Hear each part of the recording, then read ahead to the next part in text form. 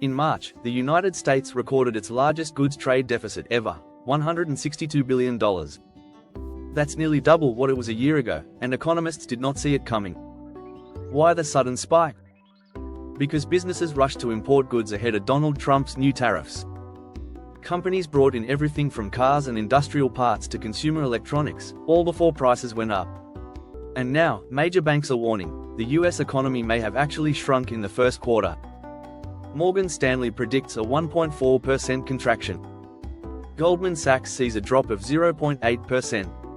JP Morgan says it could be as bad as 1.75%. This is a major economic signal, and it's flashing red. And when imports surge while exports don't, GDP takes a hit. This massive jump in imports was driven by Trump's so-called Liberation Day tariffs.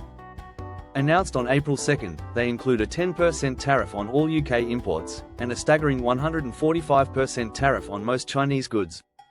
Retailers and manufacturers moved fast to beat the deadline. The result? A flood of imports before the rules kicked in. But some economists are warning, don't panic yet. The numbers might look bad, but they're probably distorted. In other words, this could be a short-term glitch, not a long-term slowdown. Let's talk about these tariffs. Trump calls them reciprocal. If other countries tax American goods, the US hits back, often harder. Supporters say it's about fairness. Critics say it's a dangerous gamble that could choke global trade. Markets didn't love the move. Stocks dipped. Government borrowing costs jumped. Investors are nervous about a possible recession. Some tariffs have been paused for 90 days, but a baseline 10% remains. And the big tariffs on China? They're still in effect.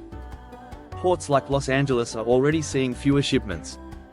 Some ships from China's east coast are literally turning around.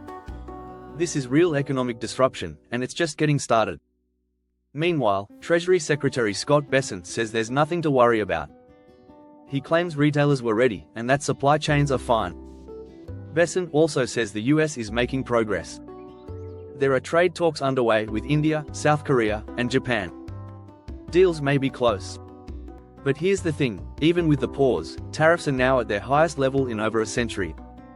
Bessent says China can't keep up this pressure. And that it's up to Beijing to lower trade barriers. That's the White House message. But not everyone is convinced. So what's next? Most economists expect a rebound in the second quarter.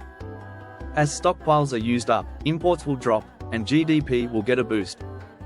But if more tariffs roll out, or if China retaliates, the situation could worsen. We're already hearing about product shortages in key sectors like construction and manufacturing. This kind of volatility is risky. And it's happening fast. As one economist put it, this is a big stockpiling effort to get ahead of tariffs. But it's likely to unwind soon. So, a record trade deficit, a potential economic contraction, and a trade war that's only just begun. Is this a short-term storm, or a long-term shift? Let me know what you think in the comments.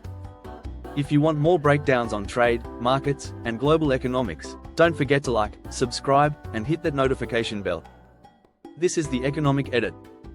Thanks for watching, see you next time.